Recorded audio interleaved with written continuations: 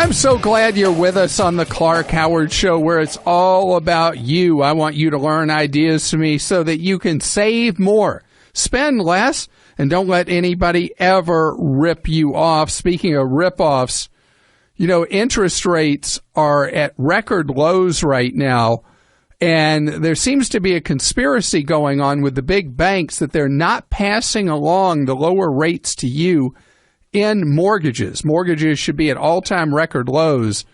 It is a complete Clark-rageous event that those lower rates aren't being passed on to you by the big banks. I'm going to tell you during the Clark-rageous moment how you can take advantage of those rates in spite of the giant monster mega banks. And later this hour, pay raises galore going on. 2 giant employers are giving out raises to their employees, some of them pretty good raises. There's good news on the job front. I'm going to tell you what's going on and how it affects your wallet wherever you work coming up in just 30 minutes. Amazon's Prime Shopping Day was an all-time record day for Amazon. And they, with their power in the marketplace, have now established the equivalent of a Christmas in July, a Black Friday in July, and been able to make it work and get people to respond. Sales way up from the Prime Day of a year ago. The whole purpose of this is to try to get people to sign up as Amazon Prime members. So Amazon knows if they get people to pay the $100 a year, that people will shop at Amazon a lot. There's some things going on behind the curtain I want you to know. I know it seems weird that they're an arch rival because to me they attract very different shoppers.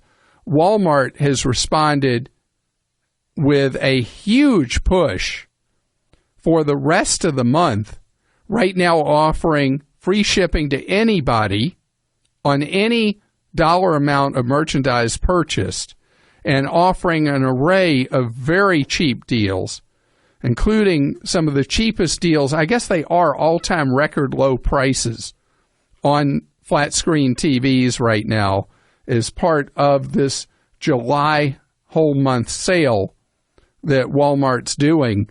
And so if you want to save money, and one of the neat things about Walmart.com is a lot of people who won't be caught dead walking into a Walmart store. Well, you don't have to. You just go online at Walmart.com and you get the cheap prices. Amazon is going through a steady transition to be all about convenience. But at the same time, they're having trouble on the price points. As Amazon tries to be kinder to its stockholders and raise prices, they're no longer competitive in the market other than as a convenience and as a very efficient retailer. So Amazon is going through a major shift, and it is significant to your wallet. Amazon is doing a huge push into private label in virtually all product categories at Amazon.com. Amazon is going to try to get you to buy private label. And, Amazon's so good at suggesting things to you when you're there that you have the potential of helping Amazon stockholders and helping your wallet at the same time, because there's an enormous price advantage buying Amazon's private label goods.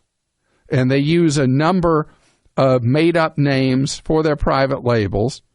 I think that's confusing to shoppers, and I think they should just do something like Costco has done with one private label. They have Kirkland's Signature, and Sam's Club does Members Mark, that you should have just one, so it gets in people's minds as like a pseudo-brand name. But Amazon runs its own business. They'll have to decide on that.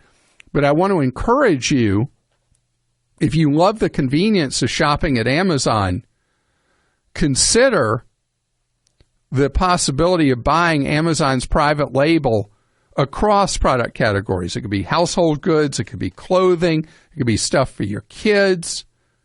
It could be electronics. Amazon, when they've tried high-end electronics, has failed repeatedly. But if they do more affordable electronics, they've done very well. And so it's your money. But if it were up to me, I would always, given a choice between a store brand and a brand name, I always default to the store brand because, well, my wallet smiles when I do. James joins us on the Clark Howard Show. Hi, James. Hi, Clark. How you doing? Great. Thank you, James. How can I be of service to you?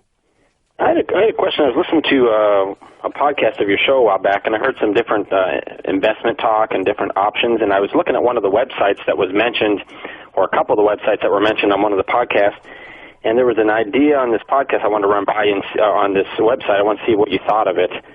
It was basically the idea of having an emergency fund, and they were saying, I guess the example I could give you was they said if you had like an emergency fund of $1,000, that if you wanted to invest that in like 60% stocks, 40% bonds, that as long as you invested like $1,300 or 30% over your savings amount, that at any given moment, even through a market decline, and they're saying historically that you would still have at least 100% of what you need, which would be the $1,000.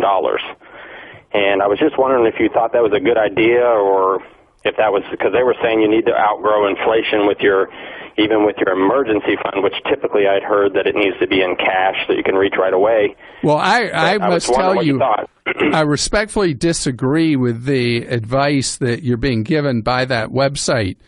Emergency money is money that should be put in a parking space that will fall behind inflation. But the whole idea of it with the emergency money is it's to be available for you in full at the time that you have a financial setback. You know, a huge percent of Americans say, even people who make above $100,000 a year, say they have no money to be able to deal with an emergency. And that's terrible because that creates such insecurity.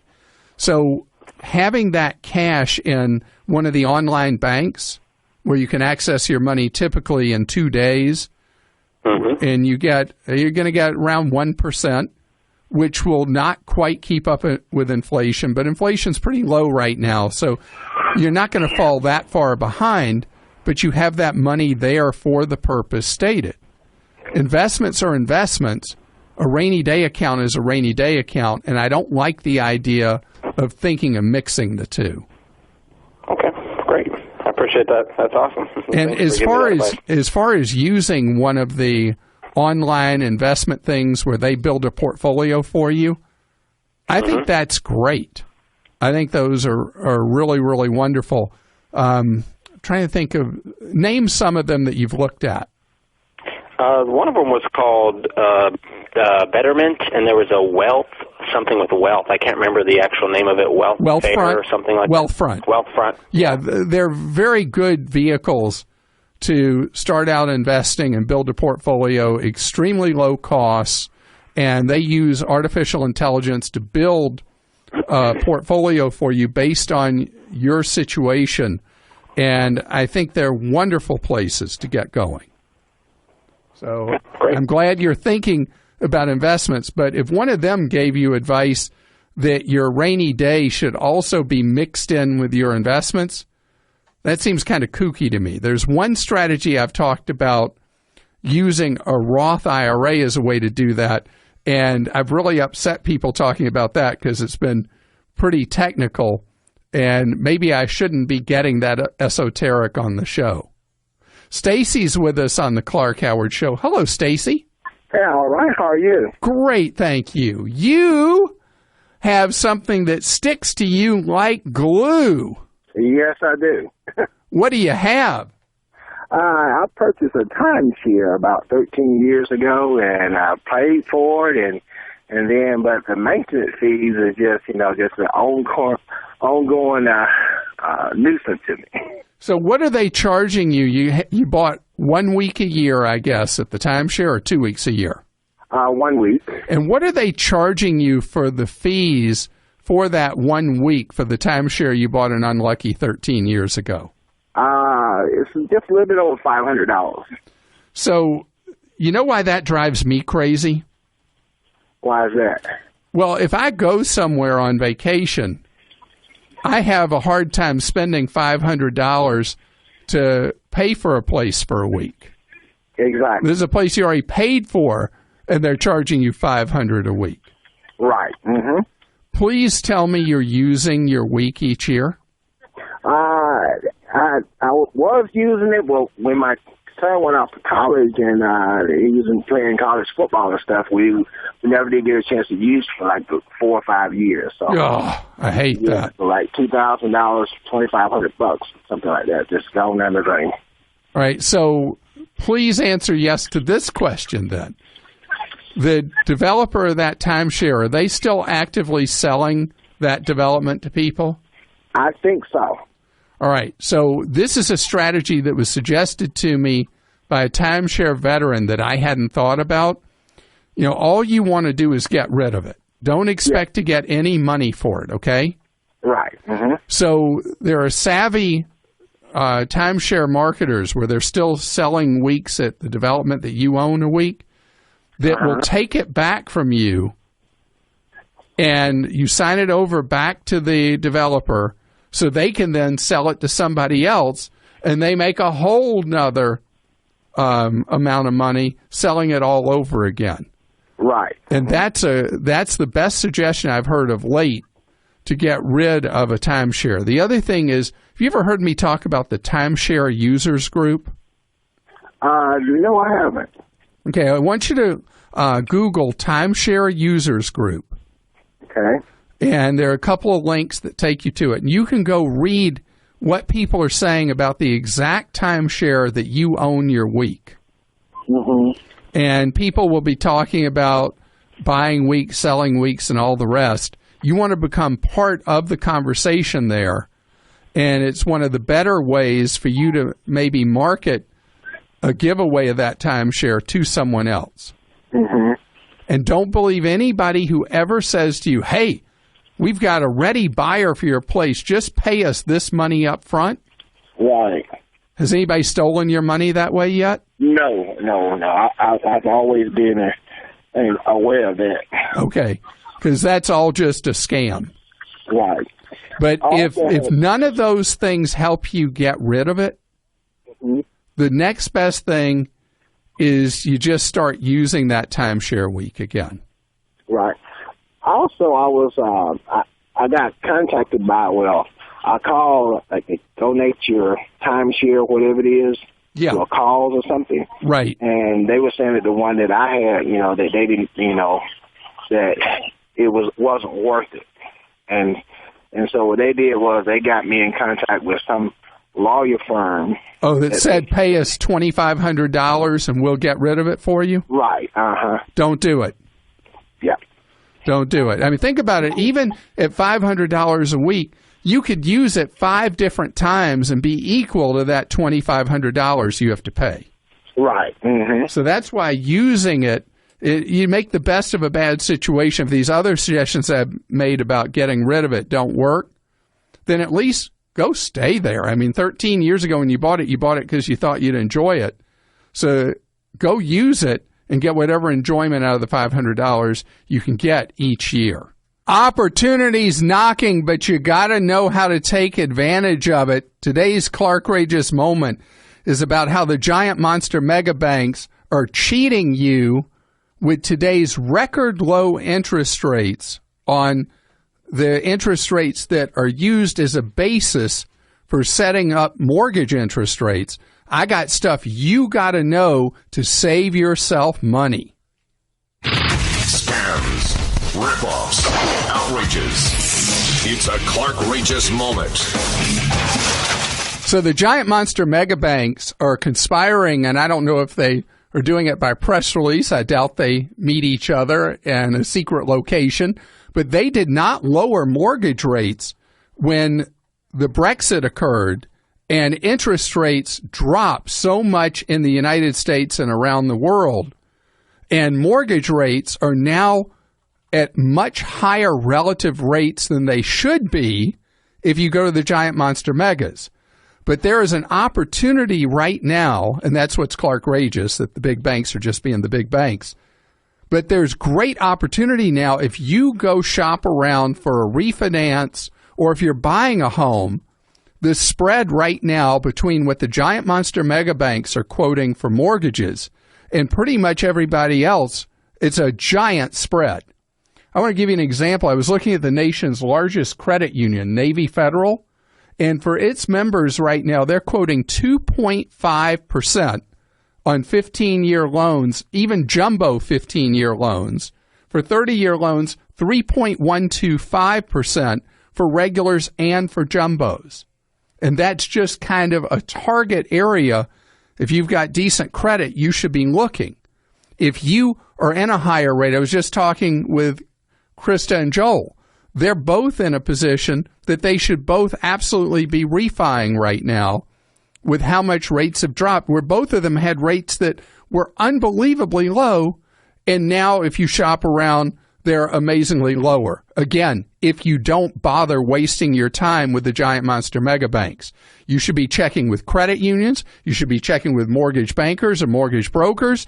You should be checking with small local banks and look for the deals that are available right now. I don't know how long the window lasts that rates will be depressed because of the turmoil in Great Britain. Gosh, we won't even be able to call it that much longer as it comes apart at the seams. But the opportunity is there. You're also going to see that car loans that have started inching up a bit in rates are going to come back down as a result of Brexit as well. An unintended benefit for us are the consequences of unhappiness that are going to visit Britain. Rocket Mortgage by Quicken Loans proudly supports this podcast. Rocket Mortgage brings the mortgage approval process into the 21st century. It's fast, powerful, and completely online. You see, Rocket Mortgage has taken all the complicated, time-consuming parts of applying for a mortgage out of the equation. Hate searching through stacks of old files and paperwork? Well, with Rocket Mortgage, you can easily share your bank statements and pay stubs at the touch of a button. It helps you get approved in minutes for a custom mortgage solution that's been tailored to your unique financial situation. Even better, with Rocket Mortgage, you can do all of this on your phone or tablet. It's a quick online process that you can manage from the convenience of your couch. So if you're looking to refinance your mortgage or buy a home, check out Rocket Mortgage today at quickenloans.com/save. That's quickenloans.com/SAVE. Equal housing lender, licensed in all 50 states. NMLSconsumeraccess.org number 3030.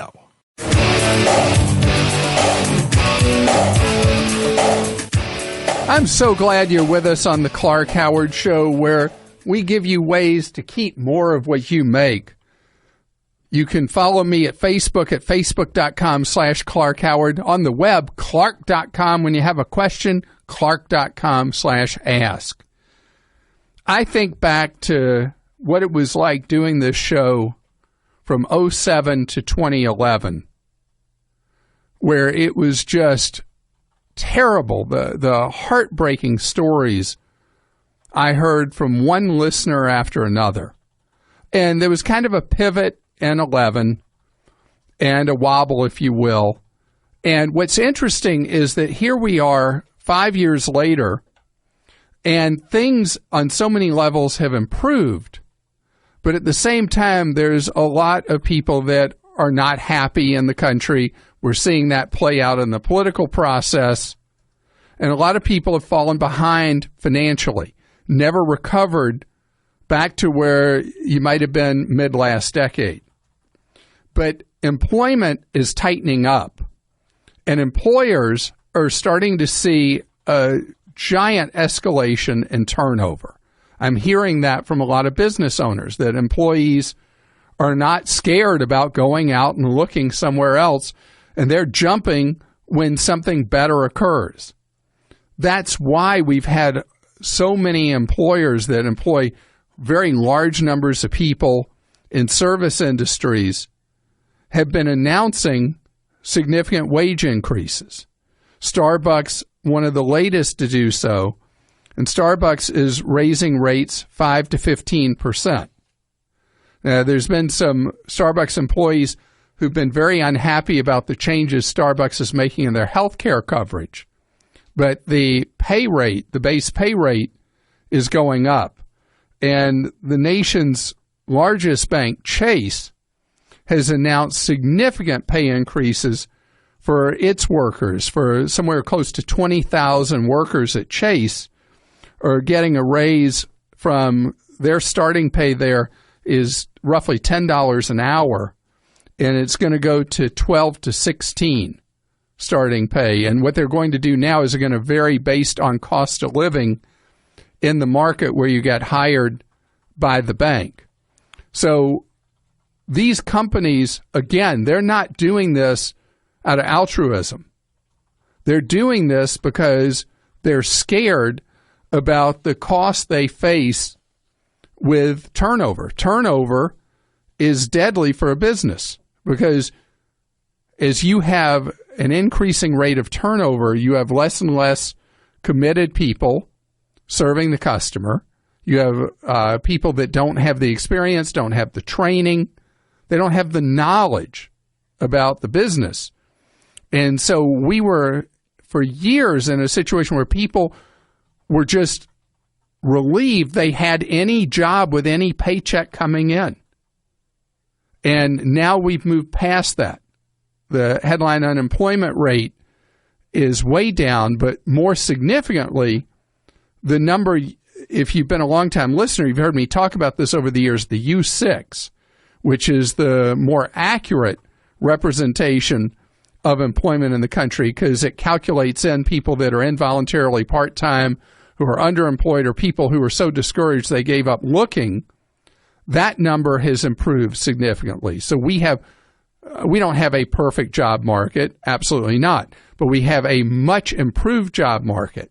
I want you to know that if you have settled, if you're in a job that you just settled for, this is not a time to settle.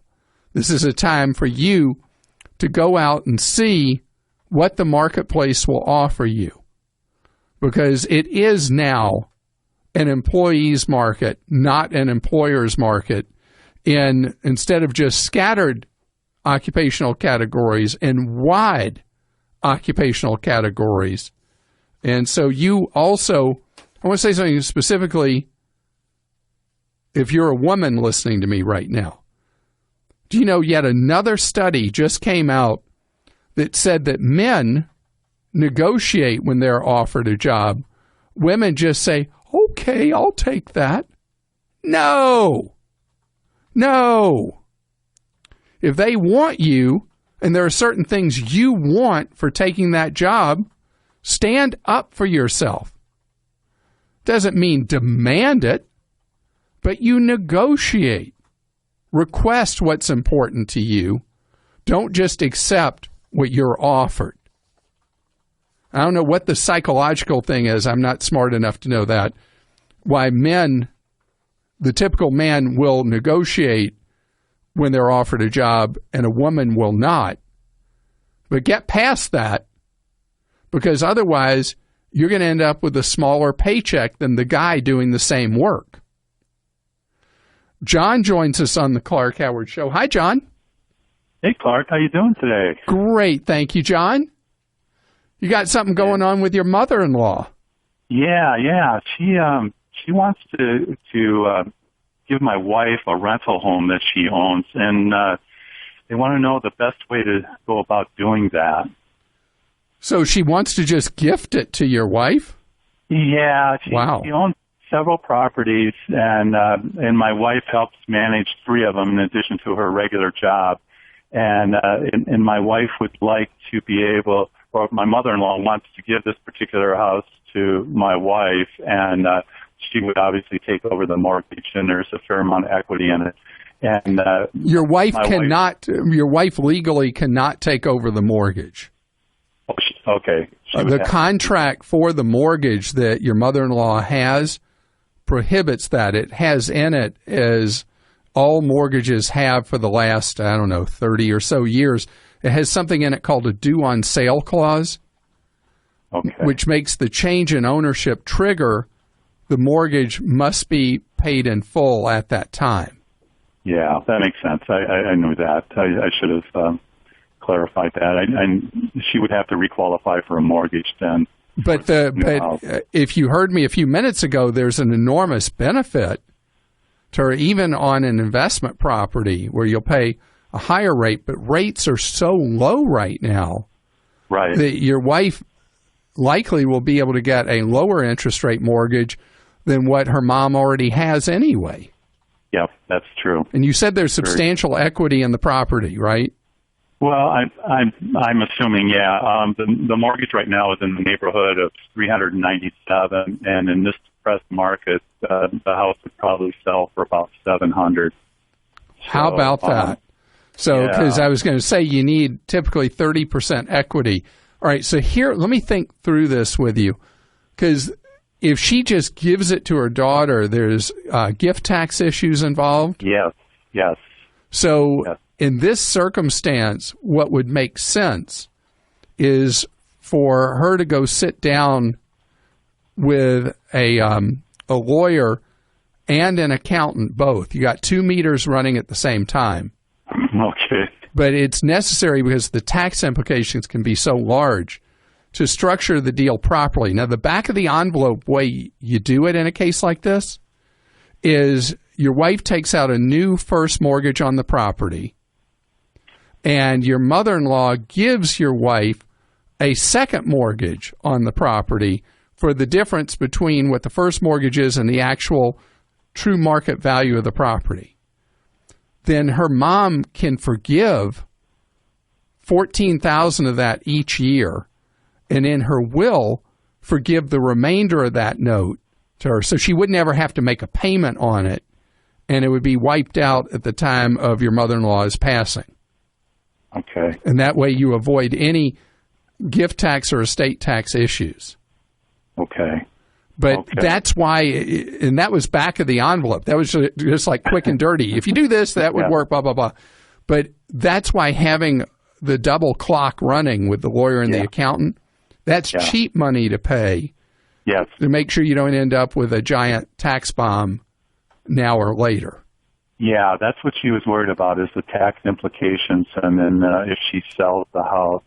And again, my wife manages the several properties, and they can be a little bit time-consuming and painful to deal with sometimes. Some of the tenants are great, and other ones can't change a light bulb. You know the story. I've been a landlord since 1983. I'm very familiar with the variety of tenants you end up with. Yeah, well, we recently issued one where holes in the wall the size of a body, and 3 TVs stolen. Oh, really?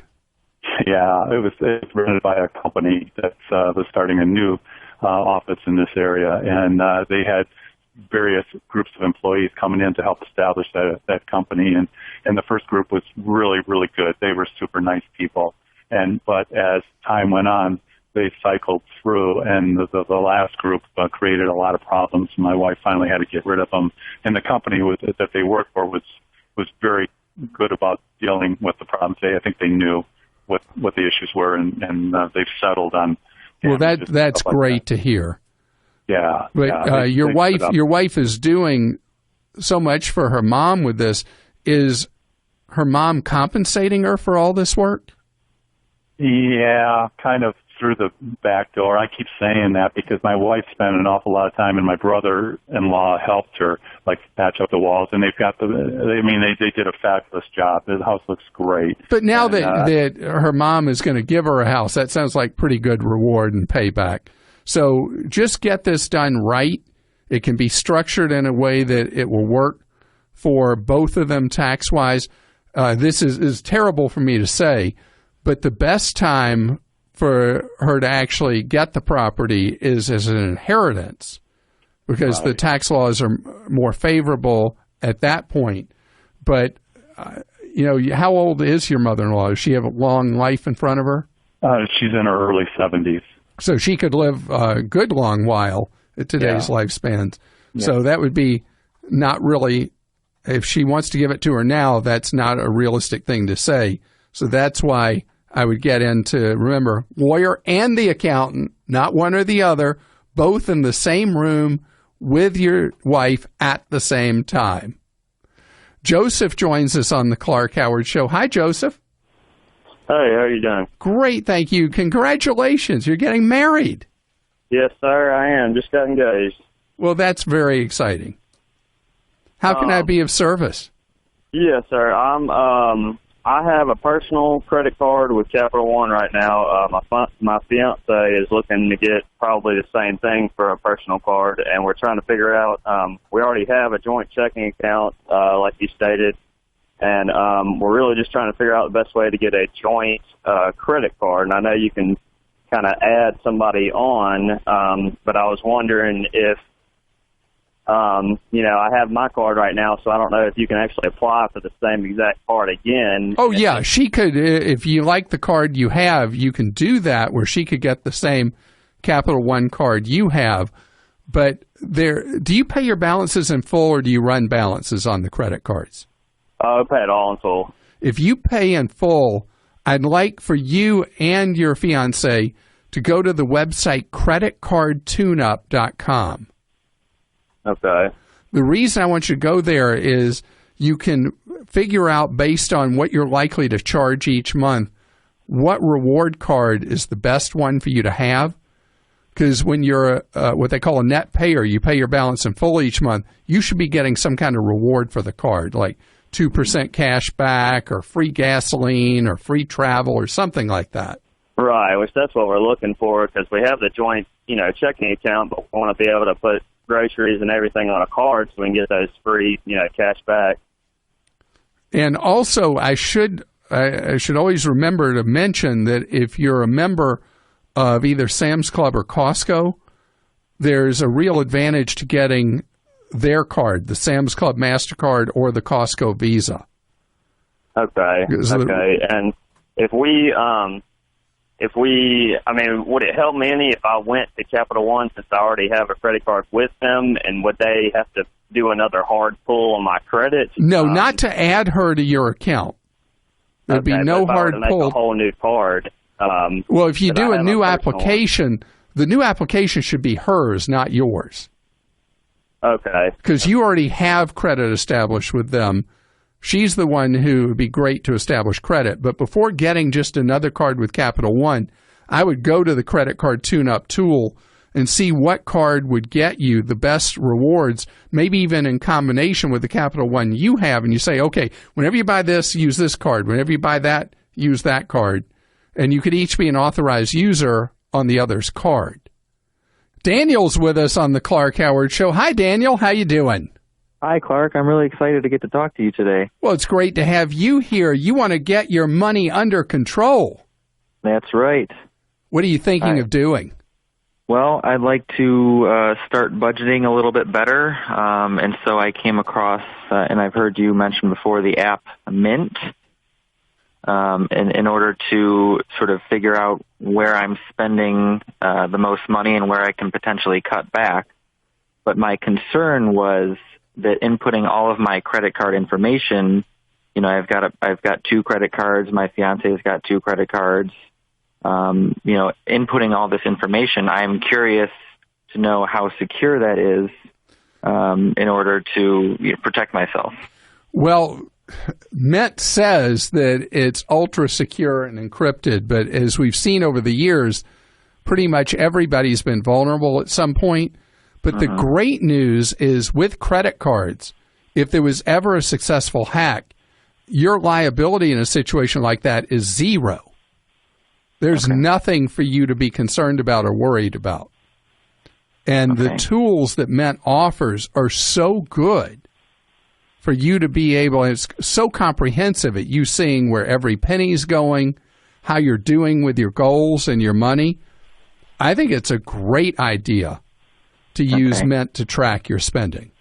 And does that same security apply to checking accounts then as well? Okay, so with a checking account, if a hacker gets to your checking account as a consumer, you have no risk. You have the danger, just as you would with a piece of trash fake Visa or fake MasterCard debit card, that the money would temporarily leave your account and then you got to file the paperwork and the money's put back in. But you are not at risk of permanently losing your money ever because of a fraudster getting into your checking account.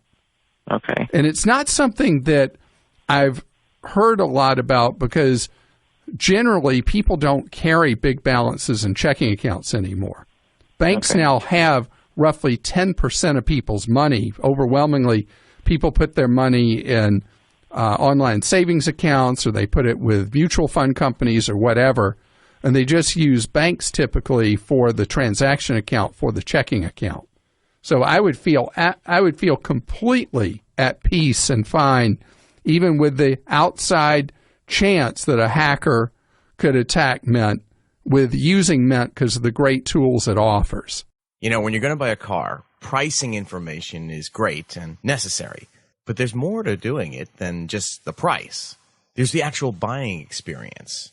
If you want to enjoy a better one, you should go to a TrueCar certified dealer. They're there to help you find the car that you want, and they're also what make TrueCar unique. With TrueCar, you can connect with a local certified dealer that you choose, so you can lock in a guaranteed savings off the MSRP and enjoy a totally better buying experience. And by better, they also mean faster. Over 2 million cars have already been sold to TrueCar users who have visited their TrueCar certified dealer. And there are over 11,000 TrueCar certified dealers nationwide, so it's probably pretty easy to find one near you. And check this, for a new car, average TrueCar users save $3,279 off MSRP. All right, so you're probably wondering, how do I do this? It's easy. Just go to TrueCar.com or, right there on your phone, download the TrueCar app. You can find the car you want, see the TrueCar pricing curve, which shows you what other people in your area paid for the same car, and that way you can know you're getting a good price and feel confident. Then you'll get a guaranteed savings certificate from the TrueCar certified dealer. Go to the dealer, and your guaranteed savings off MSRP will be honored, and you enjoy a quick, easy experience. How's that for car buying? So when you're ready to buy a new car, or even a used one, visit TrueCar.com or download the TrueCar app and enjoy the better car buying experience. Some features are not available in all states.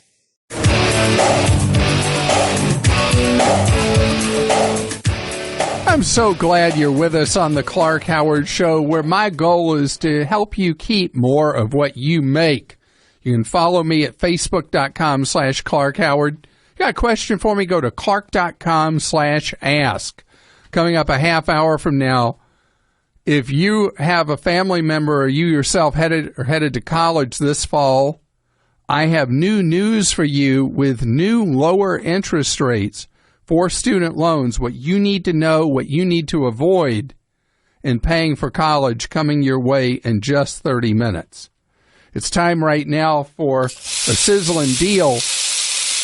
Amazon, their Prime Day thing over, but they have a fantastic deal today for Prime members on a new generation cell phone that works on all networks in the United States. This is a breakthrough because usually phones that you buy in the open market work only on T-Mobile or AT&T or their discount arms or resellers of AT&T or T-Mobile service.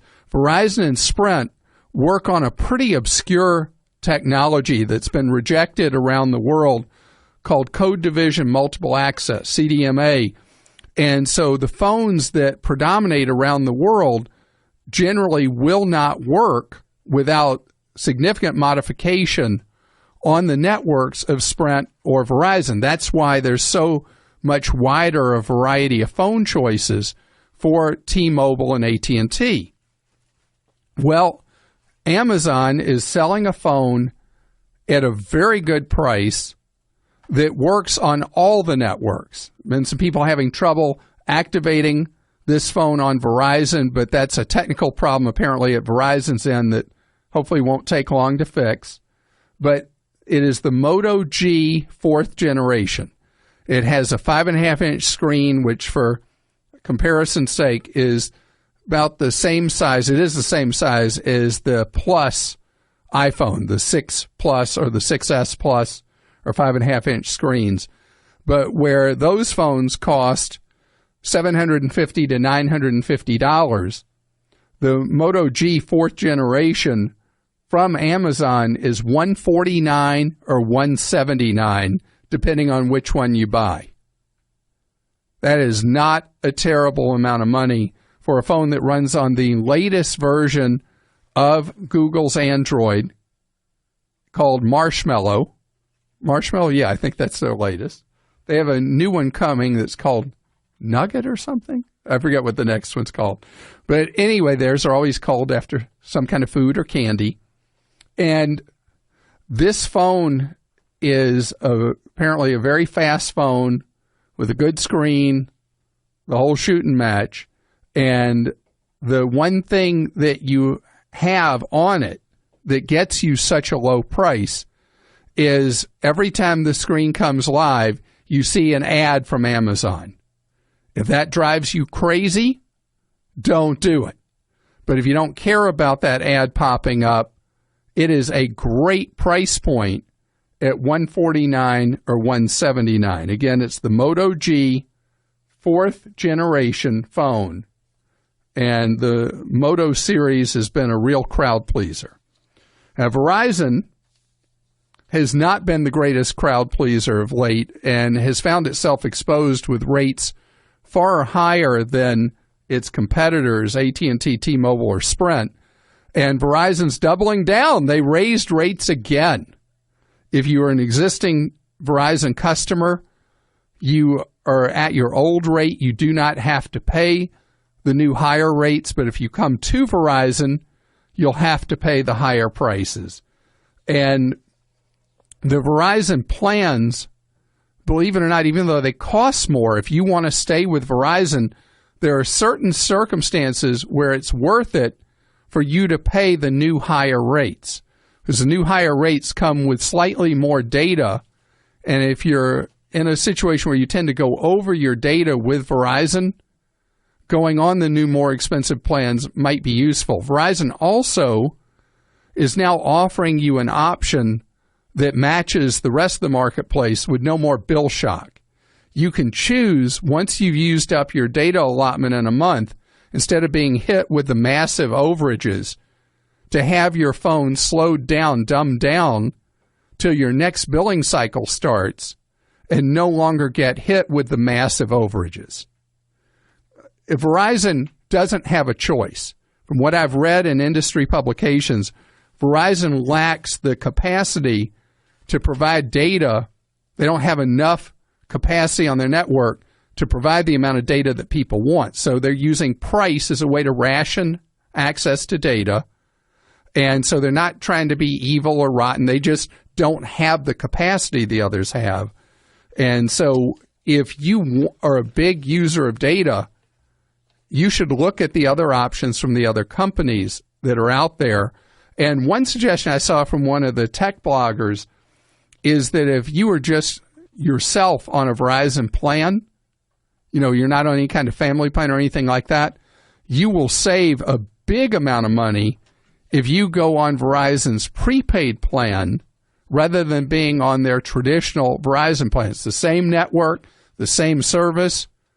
It's just you buy a set amount of data each month to go with the unlimited talk and text, and you will typically cut your rates by as much as half going on Verizon prepaid versus being on traditional Verizon. Carl is with us on the Clark Howard Show. Hi, Carl. Hi, how are you, Howard? Great, thank you. What's going on? I know you've talked about this in the past, about these phones. I've been paying almost $800 for my landline phone. And not for the phone itself, you mean for your service a year? For the service, right, for the service. Okay, you were scaring me there for a minute. Especially in light of the phone that you were just talking about. But the service, I'm paying almost $800. I don't want to pay $800 any longer. So I know you've talked about alternatives, and I'm looking at which is the best alternative these days. Well, for home service, do you use that home phone any significant amount? I do use it some, yes, I do. Then I think Ooma is the standout Grand Slam winner. Okay. It hooks in through your internet connection, and you buy an Ooma device for about $80. And then once you own it, you have only pass through junk fees and taxes each month for your phone service, which add up to about $50 a year. Okay. And the quality of the UMA service is extraordinary. Okay. And what about if power goes out? If you're in an area where power goes out a lot, that's a problem. Okay. How often do you end up without power at your home? Oh, maybe sometimes once a year, twice a year. It's not a lot. So I've been an UMA customer, I guess, 7, 8 years, something like that. And it's been fantastic. And generally, you have a cell phone too, I guess? I do. So if the power goes out, you'd still be able to use your cell phone potentially. Right. In place of the UMA. And UMA, you get the unlimited local and long-distance calling. You got caller ID, call waiting, every call feature you could think of for typically, depending on the local junk fees where you live, somewhere $3 to $7 a month. Okay. Well, it would be less than $800 a year. So. Absolutely. And you will have a fee when you port your number if you want to keep your same home phone number. Right. When you port from the monopoly local phone company to UMA, you'll have a fee. I'm going to take a wild stab at it. I think it's $40 to move your number, one-time fee. But then you keep the same number. People call you just as they always would. All you do is save money and have a better phone service. Well, great. Well, all right. Well, thank you very much. I appreciate it. All right. Have a great day. And I'm looking right now. There are people selling used UMAs. Joel, I was off a penny? It's $39.99 to port, not $40. Okay. There are people selling used UMAs for about $40 or $50, but at $80, I'd just buy a new unit. Terry's with us on the Clark Howard Show. Hi, Terry. How you doing, Clark? Great, thank you. My wife and I have been longtime listeners. Gentleman I work with, Jim, turned us on to you about 4 years ago, and so thank you, Jim. Wherever you are, we listen a lot. We listen a lot to you on our drives down to Florida, whatever. So, and around town when going for walks. Podcast work great. So, thank you for taking my call. Certainly. So, where do you live when you're not in Florida? In Missouri, a suburb of St. Louis. Okay. So, 2-day drive for you to Florida. Actually, no, we do it straight through St. Augustine. So it all depends upon what we hit in Atlanta. So St. Augustine has become like the hottest thing in Florida, not temperature-wise. I mean, it is the most in place right now in the entire state. A lot of history. Many people don't know it was actually the first settlement in this country. We were just there because my teenager is looking at a college there. Sure. So she's a surfer, so she'd be about 3 minutes from surfing if she went to college there. Well, I learned right when I retired 3 years ago. So you're a surfer dude now? Well, I've got it in my blood, so I can't wait to. It'll be all on a longboard to help me stay afloat. Okay. But anyway, hey, the reason I was calling was last week on one of my walks, listening to one of your podcasts, the gentleman called in, and he presented a scenario that was very close to home for me. And the question I have is, when I was working, especially the last few years of my career as a medical sales rep, my salary annual, my wife and I adjusted, salaries for both of us, were such that we could not take out a Roth. We weren't qualified to do that. That's a good problem to have. Well, yeah, at the time. So here we are now, and I spoke to our accountant in that, and we both would be qualified, and we could put up to $6,500 annually, each of us, into a Roth. And my question is, I'm 3.5 years retired, and we're pretty much debt free. Our house is paid for, our cars are paid for, and we have a pretty significant investment portfolio with a major investment broker, national one. And so is this, would you recommend this? 100%. Okay. And because your wife is still working. Yes. So if you take $6,500 each, even if you move it from your existing taxable investment accounts and you move it into a Roth for each of you, a spousal Roth for you, a Roth for her, you're taking money that is subject to tax on the earnings, and ultimately you make it tax-free.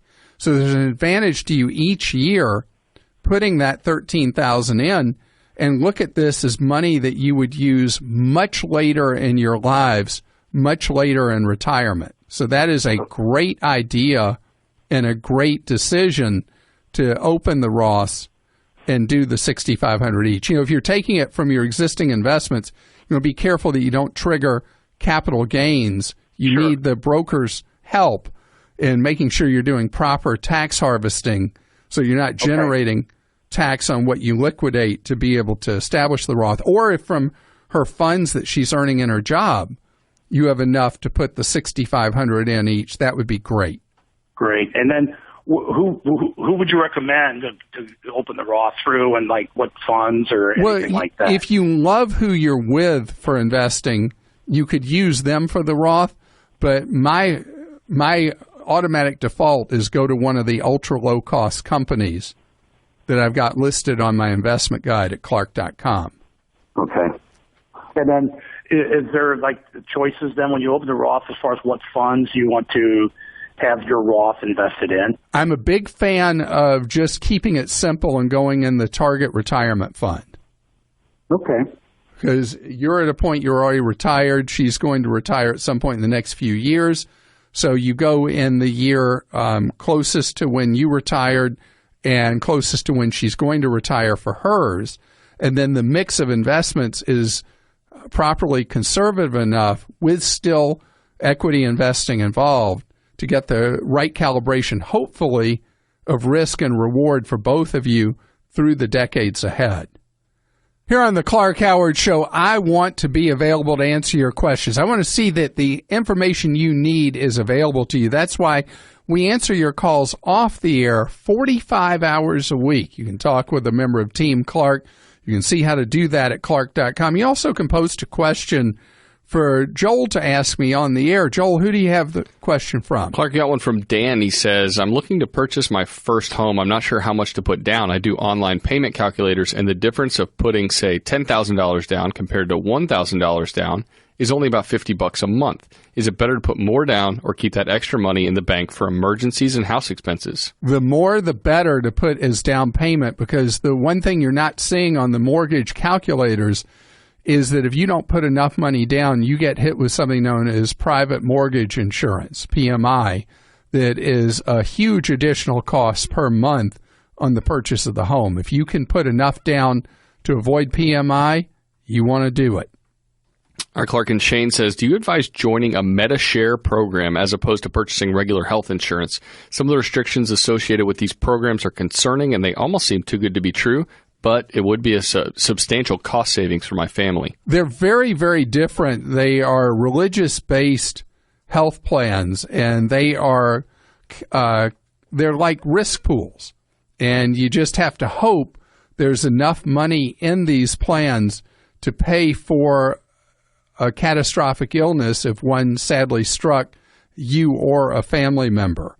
It is a matter of trust without normal underwriting. These plans have become increasingly popular because they tend not to have the deductibles you have on a traditional health insurance plan, and the premiums, as you mentioned, are substantially lower. But it is a very, very different kind of thing than buying traditional health insurance. You got to go in with your eyes wide open, knowing how different it is. Stay tuned for 60 seconds of AP News headlines right after this podcast.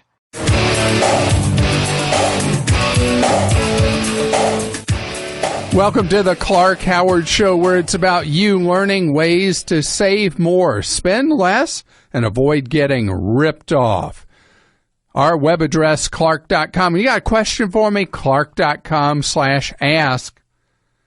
I promised a half hour ago that I had good new news for you. If you're in college or have a son or daughter who's going to college, it is the new rates on federal student loans are reset each year for each fall enrollment. And if someone's already in school, when you go back for the fall semester, these new rates apply to you if you borrow money for college. So for undergraduates, the new rate is 3.75%. Fantastic. So actually, to be technically correct, 3.76% on federal student loans. In graduate school, the rates are 5.3, which is excellent. The loans that parents take out, though, for their kids are still, by comparison's sake, expensive at 6.3. So what you always want to do is take out your first borrowing as a student yourself. Parental borrowing under the PLUS loan program should be the last thing you do, other than the last thing you do, which is private student loans, which you don't do. You want to do your borrowing under the federal student loan program because the rules of the game are much more favorable under the federal student loan program. I should put it a different way. The payment plans for federal student loans are great. The payment plans for private student loans are atrocious. If you get into trouble where you're unemployed or whatever, with federal student loans, no problem. With private student loans, big problem. There's no flexibility. There's an ugly story I read just this past week about how with private student loans, if the student were to pass away, the loans are not forgiven with private student loans. They are under the federal program. The private lenders play rough. They make it really easy to borrow for school, but they're brutally terrible to you. One thing that I saw a survey recently, and I can't remember the exact numbers, but the overwhelming number of college graduates or people who attended college and have student loans have no idea about the options for repayment for federal student loans. If you're a regular listener of the show, you've heard me talk about pay-as-you-earn, revised pay-as-you-earn, the older program, IBR, income-based repayment. There are many, many options that allow you to stay current on student loans. If you're underemployed, unemployed, you're temporarily disabled, you're ill, whatever, the federal program is set up for you to succeed, not fail. In addition, because of changes in the law, you are now eligible for loan forgiveness of the remaining balance of your student loans as long as you stay in good graces, paying whatever you're required to pay for, depending on your profession, 10 years or 20 years. I have the information on that at Clark.com. But the whole thing about borrowing for college terrifies me.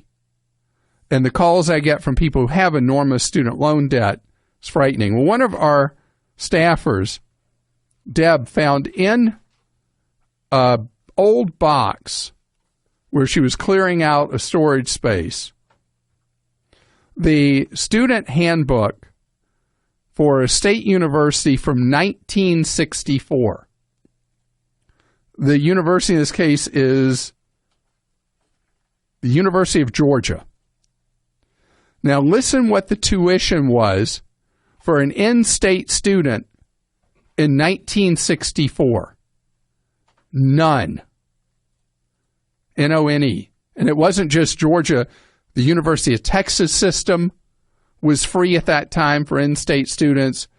New York had a program for free tuition for state residents and residents of the city of New York through what was then called CCNY. Listen to the out-of-state tuition in 1964. $115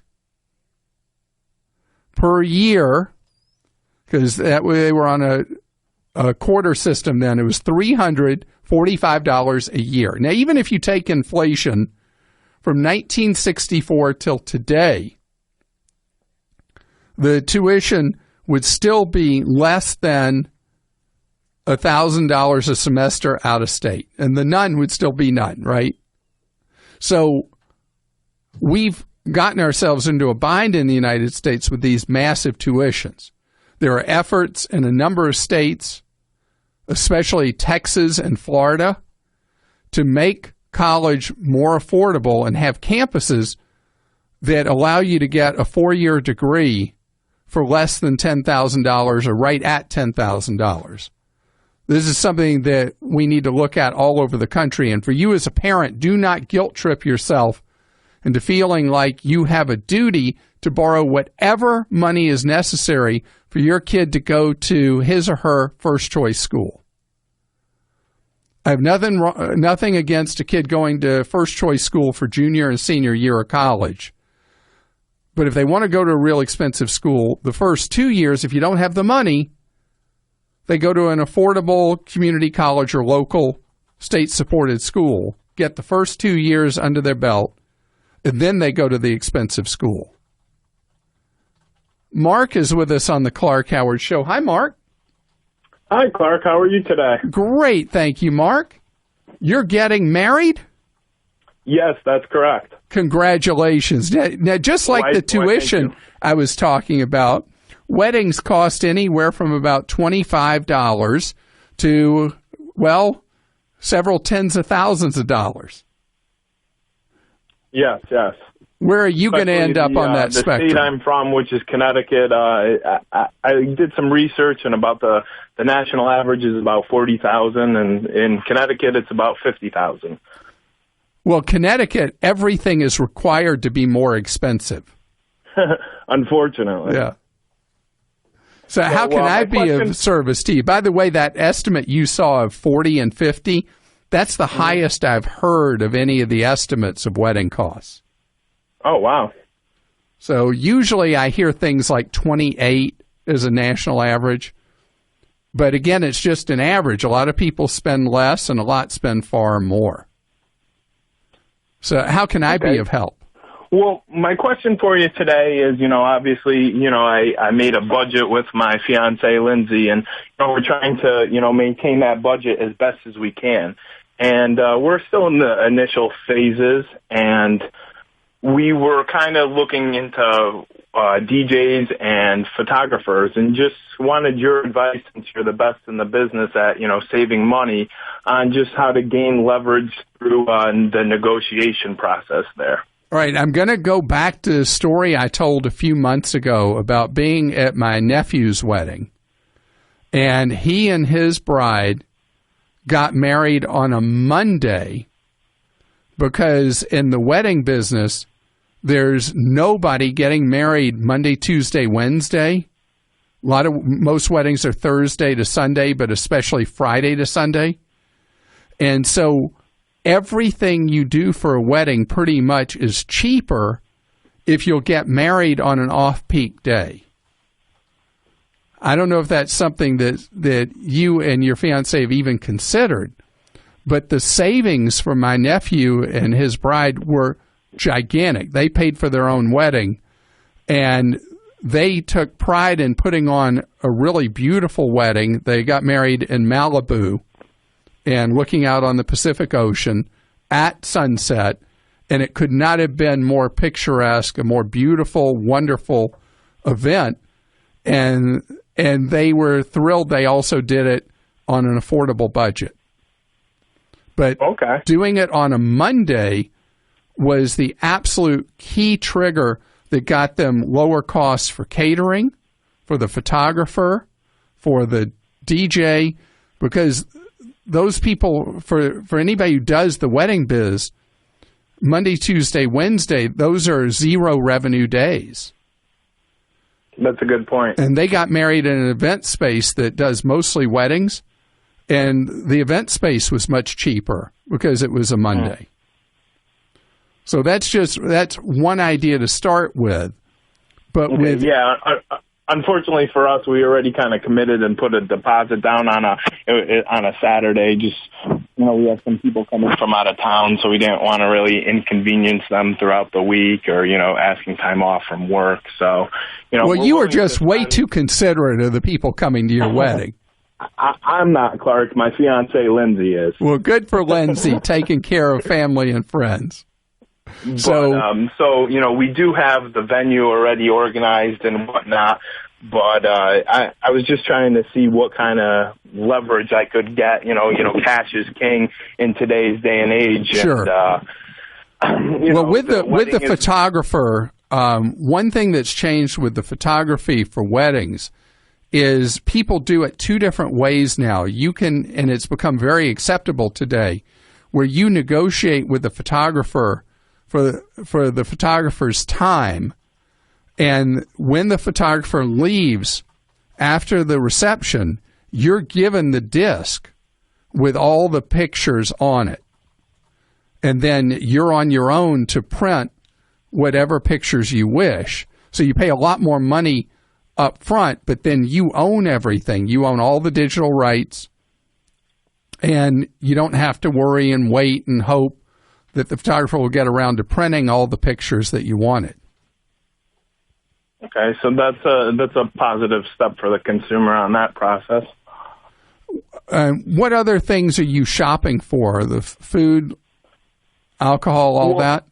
Well, what was great about our location is pretty much everything is kind of, you get a wedding planner with it at a very affordable price. And they have a list of, vendors for, the DJ, photographer, the florist. And, you don't have to use them, but that's just who they recommend and, they've worked with or other couples have worked with. So it's kind of almost like a set it and forget it wedding, which is nice. There's just but you pay for that. You pay for that, Mark. And so the thing with anybody who specializes in weddings, there's the wedding markup. You pay more for all those professionals as soon as you're hiring somebody who is a wedding person. So you can hire a DJ who's just a DJ who maybe you were at a party and you liked what they do. For flowers, my nephew and his bride went to Costco and bought all the flowers for all the table arrangements there. I don't know if that's exactly what I was thinking. I'm a big fan of Costco. Are you allowed to bring in your own outside liquor into this facility? And no, unfortunately, that's a non-negotiable. Can you you want to lower costs? Can you do just beer and wine and no mixed drinks? That's a possibility. Do that, because that can lower the cost per pour per person by a big amount of money. Mm-hmm. And okay. Krista's going crazy trying to hit her mic button. What do you want to say, Krista? I just thought Joel and Emily did a wonderful job at their wedding doing things themselves, and he has some really good ideas. Speaking of flowers, we cut out paper flowers, I think I've mentioned before, and so we spent hours with this colorful paper and created all these beautiful paper flowers that we put all around, so we kept our actual floral budget to almost nothing. How much did you spend on your total wedding? Gosh, I'm trying to remember. I think it was a lot. It was still like $12,000, which is a lot, but we had... Not for the wedding you had. It looked like a super expensive wedding. And then I loved what you did for the favors. You had this beautiful table and you put candy in different containers and stuff, and people made their own bags. And the other thing I'd do, Mark, is I would get on the web and put in things like budget wedding advice or bargain weddings and look at the ideas other people have. Some you'll dismiss out of hand, like maybe Joel's paper flowers. Others you'll think, gosh, I never would have thought of that, and you'll save money. JB joins us on the Clark Howard Show. Hi, JB. How are you? Yes, sir. Glad to talk with you. Here's my question for the man who's always looking for a travel deal. When you're traveling, you always get these kind of incentives. You go to the airport, and the one I'm thinking about is where certain airlines will offer you a credit card, and they'll give you maybe 30, 40, 50,000 miles with their airline. Of course, the downside is that the credit card costs money.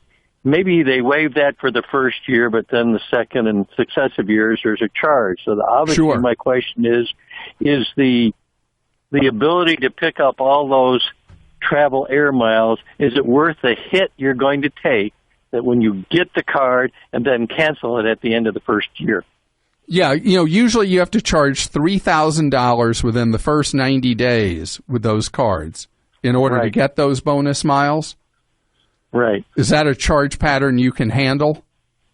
Yes, sir. If it is, then even if you don't normally fly a lot, it is a real deal and likely worth the hit on your credit, which is not a huge number of points to apply for a card and then, before the year anniversary, you cancel it and pick up 40, 50,000 frequent flyer miles, which if you're flexible on your travel, will get you 2 free airline tickets, 2 free round trip tickets. And that is so worth it. Got it. So, all right. Thank you very much for answering that question. What airline are you thinking of using? Delta. All right. So I'm glad that I asked you that follow-on. The problem with getting the miles on Delta is the surveys show that redeeming those miles on Delta is extremely difficult. It's one of the hardest of all the airlines to redeem frequent flyer miles on. And Delta no longer publishes a mileage schedule that it just goes up and down based on these models that they use. So if you do choose to do a card where you get the big bonus miles up front from Delta, when I say you've got to be flexible about your travel plans, you got to be flexible about your travel plans. Okay. And as long as you're okay with that, that's great. The airlines that have the best ability to redeem the bonus miles are Southwest and JetBlue. But the Delta thing requires some work on your part, and if you can handle it, take that trip. Thanks for listening to the Clark Howard Podcast. Download new episodes every Monday through Friday at podcastone.com. That's podcastone.com. Stay tuned for the latest AP News headlines from Podcast One right after this. When shopping for car insurance, consider this. Geico has been saving people money on car insurance for over 75 years. So if you're serious about savings, it's simple. Go to geico.com. After 75 years, they know how to save you money. AP Update. I'm Rita Foley. Our new poll finds that most Americans are afraid of at least one of the candidates running for president. And many say they're afraid of both of them, Donald Trump and Hillary Clinton. AP correspondent Shelley Adler breaks down how the voters see the candidates. 57% have an unfavorable view of Hillary Clinton compared to 37% who like her. 63% have a negative view of Donald Trump. Compare that to 31% who think well of him. Women are more likely than men to have a favorable opinion of Clinton. Most blacks and Hispanics have a favorable view of her, but only 28% of whites do. As for Donald Trump, men are more likely than women to have a favorable opinion of him. 40% of whites like him, but only 7% of blacks do, and only 13% of Hispanics. Most of the people we spoke with say their pick for president is motivated by a desire to cast their vote against the other guy. I'm Rita Foley.